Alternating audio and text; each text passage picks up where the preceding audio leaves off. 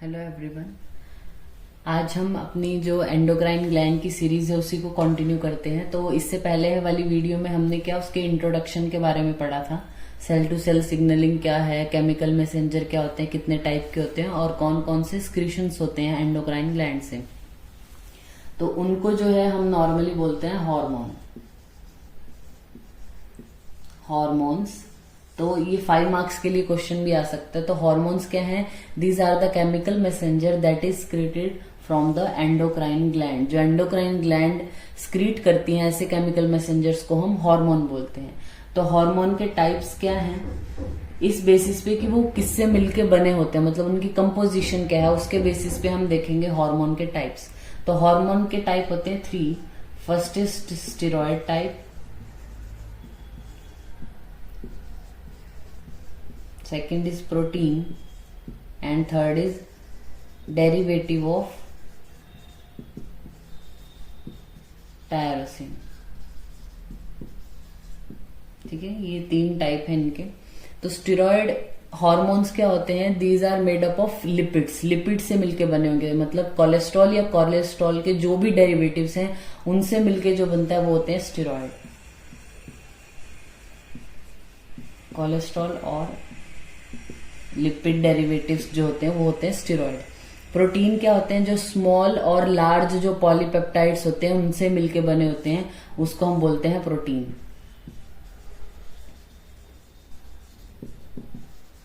और ये तो नाम से ही पता चल रहा है, डेरिवेटिव ऑफ टायरोसिन। जो टायरोसिन से मिलके बने होंगे वो क्या होते हैं? Derivative of tyrosine. इनकी अलग क्लासिफिकेशन है। ठीक है, ये है इसकी कंपोजिशन। देन आते हैं इनकी ग्लैंड्स कौन कौन सी हैं जिनसे स्टेरॉयड हार्मोन रिलीज होते हैं। तो इसको हमें याद रखना है स्टेरॉयड को कैसे। इसकी एग्जांपल है हमारे, पहले है गोनेड्स,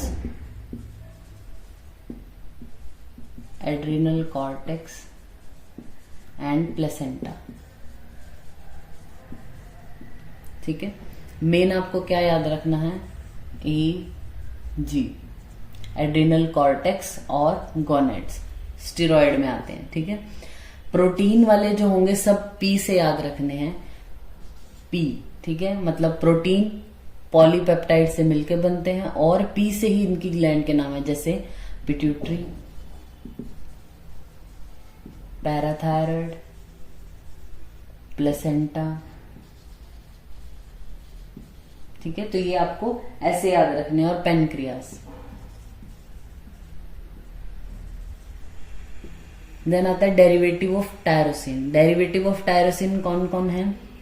जो हमारे कैटाकोलामिन्स है, मीन्स जो मेडुला से स्क्रीट हो रहे हैं, एंड थायराइड ग्लैंड, MTT और पीज और SAG। ऐसे आपको ये याद रखना है। स्टेरॉयड जो है उसमें एड्रिनल कॉर्टेक्स है, गोनेड्स है और प्लेसेंटा भी है। प्लेसेंटा दोनों में आएगा, मतलब कुछ सिक्रीशन उसके जो हार्मोन है वो प्रोटीन टाइप है, कुछ स्टेरॉयड टाइप है। तो उसमें मेन आपको ये याद होना चाहिए, स्टेरॉयड में क्या आएगा? एड्रिनल कॉर्टेक्स और गोनेड्स के जो भी सिक्रीशन है। प्रोटीन पॉलीपेप्टाइड से मिलके बने होते हैं और इनकी ग्लैंड भी क्या है? Pituitary, parathyroid, placenta, pancreas. And MTT मतलब मेडुला और थायराइड ग्लैंड के जो भी सिक्रीशन है वो क्या है? Derivative of tyrosine. ठीक है, अब इसके क्या है एग्जाम्पल आपको पता होने चाहिए। एग्जाम्पल इससे प्रीवियस वाली जो वीडियो है अगर आपको वो याद नहीं हुए हैं, एंडोक्राइन ग्लैंड से कौन कौन से सिक्रीशन होते हैं हर एक आपको याद होने चाहिए। वो अगर आपको ना याद हो तो आप ये एग्जाम्पल नहीं लिख पाओगे। मींस एड्रिनल कॉर्टेक्स से क्या क्या स्क्रीट हो रहा है, तो जो भी मिनरेलोकॉर्टिकॉइड्स हैं, ग्लूकोकॉर्टिकॉइड्स हैं, वो सारे एग्जाम्पल में लिखे जाएंगे। जो गोनेड्स से रिलीज होते हैं, मतलब टेस्टिस और ओवरी से जो जो रिलीज हो रहा है वो सब इसके एग्जाम्पल में आएगा। और प्लेसेंटा से जो आएगा हमारा प्रोजेस्टेरॉन। ठीक है, ये स्टेरॉयड टाइप में एग्जाम्पल। देन पिट्यूटरी से जो भी रिलीज हो रहे हैं, मतलब सारे हार्मोन आप यहाँ पे लिख सकते हो। पैराथायरॉयड ग्लैंड से, प्लेसेंटा से और पेनक्रियास से जो भी रिलीज हो रहा है वो इसमें लिख सकते हो। And then derivative of tyrosine में जो मेडुलरी स्क्रीशंस हैं और थायराइड ग्लैंड के स्क्रीशन है वो यहाँ पे आप लिख सकते हो एग्जाम्पल में इसके। ठीक है, तो 5 मार्क्स के लिए अगर हमें आता है हार्मोन्स के बारे में, तो सबसे पहले उसकी definition, these are the chemical messenger that is created from the endocrine glands, ठीक है। देन 3 टाइप्स के होते हैं, स्टेरॉइड, प्रोटीन और डेरिवेटिव ऑफ टायरोसिन। फिर किस किस से मिलके बने होते हैं, कौन सी ग्लैंड हैं और क्या क्या एग्जाम्पल हैं उन हार्मोन्स के, आपको ऐसा बताना है। लेकिन अगर यही क्वेश्चन आपको 10 नंबर में नहीं आता है, यूजुअली 5 मार्क्स में ही आएगा अगर आया तो, या फिर मल्टीपल चॉइस क्वेश्चन जो होते हैं वैसा आएगा कि एड्रिनल ग्लैंड, या फिर आपको कोई एक हार्मोन दे देंगे जैसे पिट्यूटरी का growth hormone is type of steroid hormone, protein hormone और टायरोसिन, तो वो प्रोटीन टाइप का होगा, तो वो आपको इनमें से टिक कर रहे हैं। मतलब वो सब भी आप कैसे कर पाओगे जब आपको ये हार्मोन्स याद रहेंगे, ठीक है।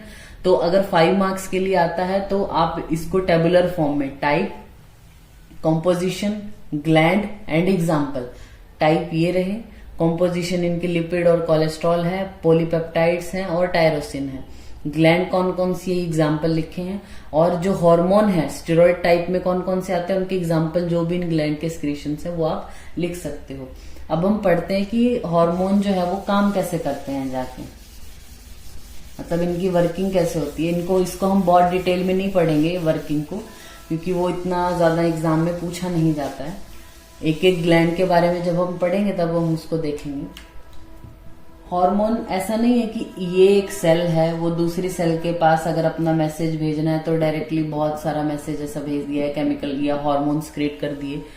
अब सोचिए पिट्यूटरी ग्लैंड है, पिट्यूटरी ग्लैंड हमने क्या बात की कि एंडोक्राइन वो होते हैं जो अपना जो भी स्क्रीशन है ब्लड में रिलीज कर देते हैं। अब ये हमारा ब्लड, सोचो ब्लड है, उसमें ACTH भी है, उसमें पिट्यूटरी के और स्क्रीशन जैसे ग्रोथ हार्मोन भी है, उसमें दूसरे हार्मोन भी हैं, ये सब भरा हुआ है ब्लड में, तो सभी ने इधर ही रिलीज किया ना ब्लड में, हमने ऐसे बात की। तो ये ब्लड अब इसमें से ACTH कॉर्टेक्स के पास ही जाएगा, ACTH, जो TSH है वो थायराइड के पास ही जाएगा, FSH LH जो है हमारे वो हमारे गोनेड्स के पास ही जाएंगे। ऐसा कैसे हो रहा है, इनकी फंक्शनिंग ऐसे कैसे है, क्योंकि ब्लड में तो सभी एक साथ इकट्ठे ही दिए गए हैं, तो वो हमें वर्किंग थोड़ी पता होनी चाहिए।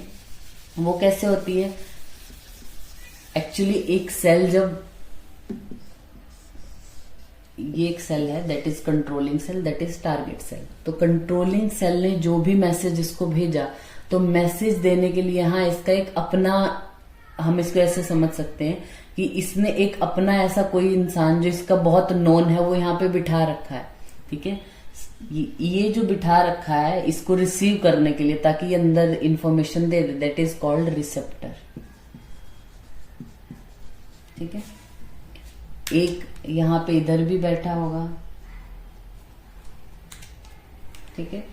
तो एक सेल पे बहुत तरीके के रिसेप्टर्स प्रेजेंट होंगे। तो हमारे ब्लड में सब कुछ मिक्स है, लेकिन ACTH जाके कॉर्टेक्स पे इसीलिए काम करता है क्योंकि कॉर्टेक्स की जो सेल्स हैं उनके ऊपर उसके लिए रिसेप्टर प्रेजेंट होता है। उसका स्वागत करने को कोई बैठा है, इसीलिए वो अंदर जाएगा। अगर उसके रिसेप्टर प्रेजेंट नहीं है तो चाहे बॉडी में कितना ही ACTH, ब्लड में कितना ही ACTH हो, अगर कॉर्टेक्स के पास ये मेहमान नवाजी करने वाले ये रिसेप्टर नहीं बैठे कि उनको अपने अंदर ले या उनकी बात को सुने, तो ये ACTH यहाँ नहीं जाने वाला, नहीं काम करने वाला। तो ये हार्मोन कैसे काम कर रहे हैं, ये हार्मोन एंडोक्राइन ग्लैंड है जो उसने रिलीज किया, रिलीज करने के बाद ये इस रिसेप्टर के पास जाता है और हमारे पास बनता है हार्मोन रिसेप्टर कॉम्प्लेक्स। पहले ये इसके साथ जाके अटैच होता है और पर्टिकुलर एक हार्मोन के लिए एक ही तरीके के रिसेप्टर होते हैं। इस सेल पे बहुत सारे रिसेप्टर प्रेजेंट होंगे अलग अलग चीजों के लिए, लेकिन ACTH के लिए एक स्पेसिफिक टाइप ऑफ रिसेप्टर चाहिएगा। मतलब ACTH को अलग रिसेप्टर चाहिए, TSH को उसके जैसा अलग चाहिए। सपोज आप ये जैसे एक शेप है, ये आपको इसको इसके अंदर फिट करना है तो एक पर्टिकुलर शेप ही लगेगी ना, ये इसके साथ ही अटैच हो पाएगा। ऐसे वाली कोई शेप इसके साथ तो अटैच नहीं हो पाएगी, तो इसको इसका स्पेसिफिक रिसेप्टर चाहिए होता है, ठीक है। और ये जो रिसेप्टर हमारी सेल पे प्रेजेंट होते हैं, इनका अप रेगुलेशन भी होता है और डाउन रेगुलेशन भी होता है। मतलब ये स्टैटिक नहीं है, एक सेल पे अगर आपने सपोज अभी काउंट की 4 हैं, तो ऐसा नहीं है जिंदगी भर 4 ही रहने वाले हैं। जब हमें ACTH की ज्यादा जरूरत होगी, ये रिसेप्टर ज्यादा बन जाएंगे, क्योंकि है तो प्रोटीन मॉलिक्यूल ही ना ये भी, तो बॉडी इनको ज्यादा बना लेगी अपनी नीड के अकॉर्डिंग। तो इनका अप रेगुलेशन भी होता है और इनका डाउन रेगुलेशन भी होता है। मतलब जब नीड नहीं होगी तो ये रिसेप्टर अपने आप हट भी जाएंगे, जब इनका काम खत्म हो जाएगा। डिग्रेड होते रहते हैं, बनते रहते हैं और चलते रहते हैं। अब ये जो हार्मोन के लिए जो रिसेप्टर प्रेजेंट है हमारे सेल्स पे, सेल सरफेस पे या फिर सेल के अंदर भी, जो ये रिसेप्टर प्रेजेंट है, ये 3 जगह, एक लोकेशन के हिसाब से 3 जगह ये प्रेजेंट हो सकते हैं। जैसे ये एक सेल है, तो क्या पता इस सेल की मेम्ब्रेन में हो, सेल मेम्ब्रेन पे हो सकते हैं। दूसरा साइटोप्लाज्म में प्रेजेंट हो सकते हैं।